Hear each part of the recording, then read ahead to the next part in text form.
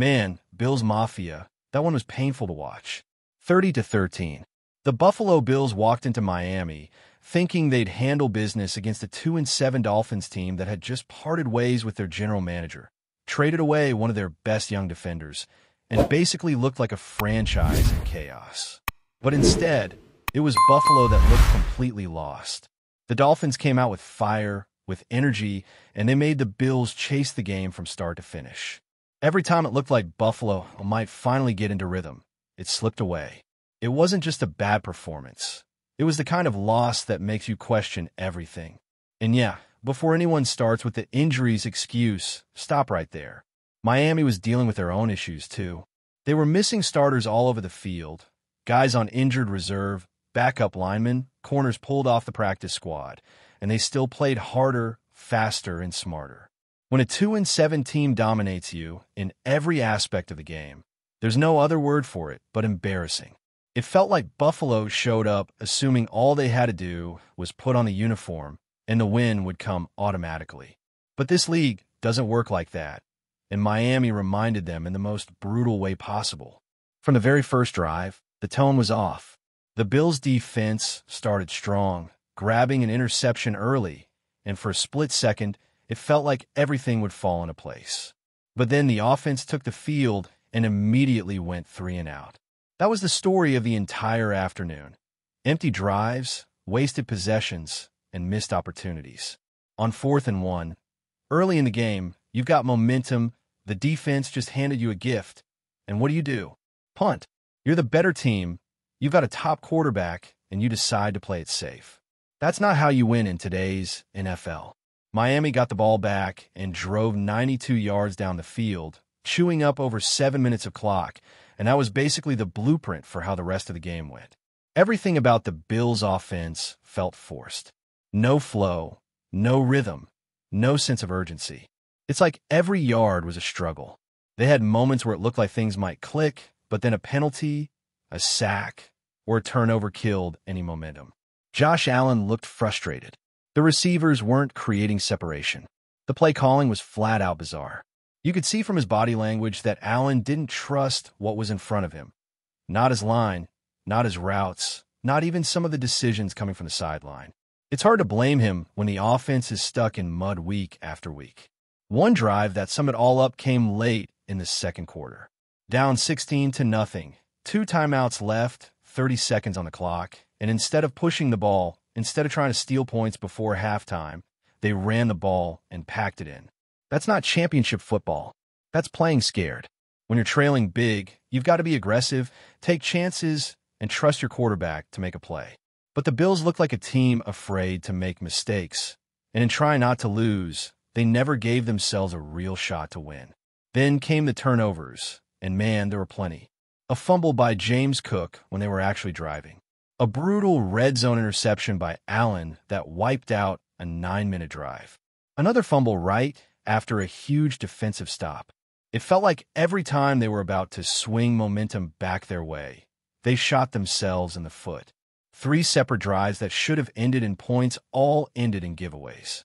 That's how you lose games to bad teams.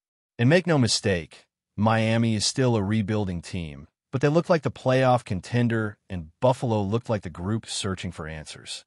You could see how frustrated the defense was getting. They'd make a stop, force a turnover, and then 30 seconds later they were right back out there because the offense couldn't move the chains. It's hard to play fast and physical when you're gassed by halftime. Miami's offense isn't exactly a juggernaut right now, but they were slicing through Buffalo's front 7 like it was nothing. Missed tackles, blown assignments, no pressure on the quarterback. It was all bad. And when the Bills tried to load up to stop the run, the Dolphins just went over the top for big plays. They were in total control. What made it worse was how sloppy everything looked. Bad snaps, miscommunication, wasted timeouts, you name it. At times, it didn't even feel like the Bills were prepared. That's on coaching. Sean McDermott has done a lot of good things for this team, but these kinds of performances keep happening. We've seen it before. Those ugly, sleepwalking losses against teams they should crush.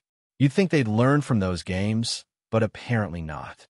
The body language on the sideline said it all. Frustration, confusion, and a whole lot of disbelief. Josh Allen deserves criticism, no doubt.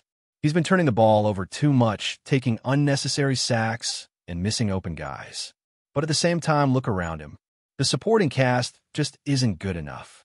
The wide receiver room outside of Keon Coleman doesn't scare anybody. Dalton Kincaid, who's been one of the few bright spots this year, goes down again with another injury. The offensive line is inconsistent. The play calling is predictable, and it feels like Allen is being asked to do everything himself. When you rely on your quarterback to be the entire offense, eventually the cracks start to show. The Dolphins' defense wasn't even at full strength, and yet they made Buffalo look like they were playing in quicksand. They were missing starters on the line, in the secondary, even at linebacker, and still they won the line of scrimmage. They out-hustled, out-tackled, and out-coached the Bills. It's not just about execution, it's about attitude. Miami played like they had something to prove. Buffalo played like they were doing them a favor just by showing up. And let's be honest, this isn't just about one bad game. This has been building. The Bills have struggled to put together a complete performance all season. When the offense clicks, the defense falls apart. When the defense dominates, the offense can't get going. There's no consistency, no rhythm. That's not what contenders look like. And now, sitting at 6-3 after losing to a team that everyone had written off, there are real questions about who this team really is. Even Allen's confidence seems shaken. You can see in how he's holding the ball longer, second-guessing throws, hesitating on reads that used to be automatic. He's talked about struggling to trust what he sees, and it's clear that the frustration is mounting. But this is bigger than just him. It's about how the roster's been built. The general manager, Brandon Beane, took some heat for not making a move at the trade deadline. And honestly, it's fair criticism. You can't keep expecting your quarterback to mask all your flaws when the rest of the offense is stagnant. At the end of the day, the Buffalo Bills got bullied by a team that had no business winning this game. They looked unprepared, uninspired, and unfocused. The defense was left stranded, the offense imploded, and the coaching staff looked outmatched. It's one of those games that leave a mark, not just in the standings, but in the locker room. You can't lose to a team like Miami in that situation and pretend it's just another Sunday. This one hurts because it exposes the truth that Bills fans might not want to admit. Right now, this team isn't as good as we thought they were. And as for Miami, credit where it's due. They played fearless football. They took advantage of every mistake, stayed aggressive, and punched Buffalo in the mouth from the first snap. They didn't look like a 2-7 team. They looked like a group sick of being disrespected. Meanwhile, Buffalo looked like a team still searching for its identity, still hoping that raw talent will make up for bad execution. It's a wake-up call, plain and simple. The kind of loss that forces you to look in the mirror and ask, what are we doing? Because if this team keeps playing like that, the playoffs will slip away fast. There's too much talent, too much potential to keep producing results like this. But potential doesn't win games. Execution does. And right now, the Bills aren't executing anything. When you shift the focus to the defensive side of the ball, it doesn't get much prettier. The Bills' defense looked exhausted, confused, and completely out of sync. You could see it from the very beginning. Miami dictated everything. The Dolphins didn't have to be flashy. They just ran their offense with confidence and balance, and Buffalo had no answers. Every time the defense looked like it might get a stop, the offense went 3 and out and dumped them right back on the field. You can't play competitive football that way. This is supposed to be one of the most disciplined defenses in the league, but what we saw was chaos. Guys out of position, missed tackles, slow pursuit angles, linebackers getting swallowed by blocks, and a defensive front that couldn't generate consistent pressure. The Dolphins averaged over 8 yards per pass and 6 yards per run. That's domination. They scored explosive touchdowns that shouldn't happen at this level. There's a 38-yard bomb where Jalen Waddle completely burned his coverage, and then 2 long rushing touchdowns late in the game when everyone in the stadium knew Miami was going to run the ball. That's not bad luck. That's a team getting physically whipped. The second level of Buffalo's defense, the linebackers and safeties, looked completely lost. They were over-pursuing, biting on fakes, and leaving massive running lanes wide open. It's painful to watch when you realize how far the defense has slipped from what it was just a couple of seasons ago. Injuries have played a part, no doubt. Losing key guys early has forced backups into bigger roles than they're ready for. Landon Jackson went down with a knee injury, and it immediately changed the rotation up front.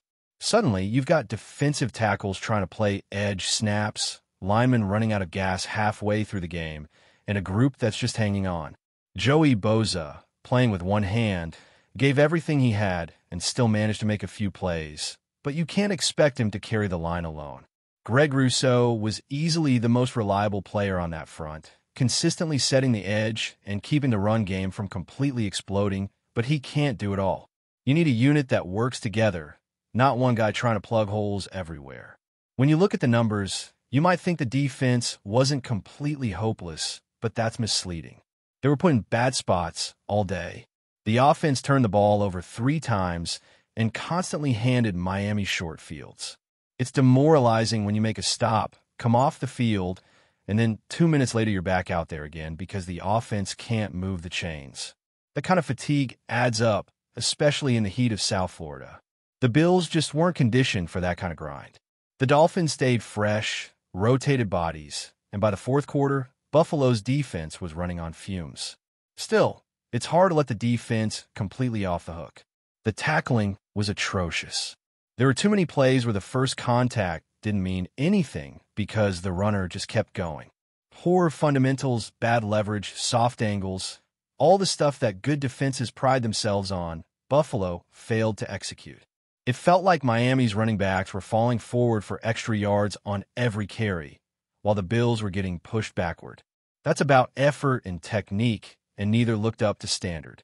When your linebackers can't shed blocks and your safeties have to keep coming down to clean up the mess, you're asking for trouble. There were a few bright spots, though, if you can even call them that. Cole Bishop continues to look like a young player who belongs. He had a solid reception, played with good instincts, and didn't shy away from contact. Cam Lewis also deserves credit for his hustle in the slot. He's not a flashy guy, but he's been competitive in coverage and willing to stick his nose in on run support. Those are the kinds of players who play with heart, even when things around them are falling apart. And Joey Bosa, again, playing through injury, still managed to get into the backfield a couple of times and make something happen. It's not much, but at least it shows there are guys still fighting. Even the punter, Mitch Wishnowsky, had a standout game, which pretty much tells you everything about how bad the offense was. When your punter is one of the best performers, you know it's been a rough afternoon. He flipped the field multiple times and gave the defense chances to regroup, but those opportunities were wasted because the offense couldn't sustain drives. Before we dive back in, make sure to hit that subscribe button and give this video a thumbs up. Your support helps us keep delivering the latest Buffalo Bills updates straight to your screen. And hey, don't hold back. Let us know your thoughts on today's news down in the comments. Rumors are swirling in the NFL world, and the latest buzz is setting Buffalo ablaze. The Bills are reportedly making a bold move in an attempt to fortify their secondary, and all signs point to one name dominating the conversation: Justin Simmons. Sources close to the team hint that Buffalo has pulled out all the stops to bring in the season's safety, a player known for his instinctive playmaking and leadership on the field. The whispers suggest that the Bills brass believe Simmons could be the missing piece to transform a defense that has shown flashes but hasn't quite reached its potential. Simmons, a proven veteran in the league, has been a thorn in opposing offenses for years, earning accolades and respect for his ability to read plays before they unfold. His reputation as a cerebral player who communicates seamlessly with his teammates has only fueled the speculation that Buffalo sees him as more than just a stopgap. He could be the cornerstone of a revamped secondary. The rumble of excitement among fans is palpable, with social media buzzing over potential schemes and defensive alignments now that Simmons' name is linked to the Bills. Inside sources hint that negotiations were intense, with both parties understanding the stakes.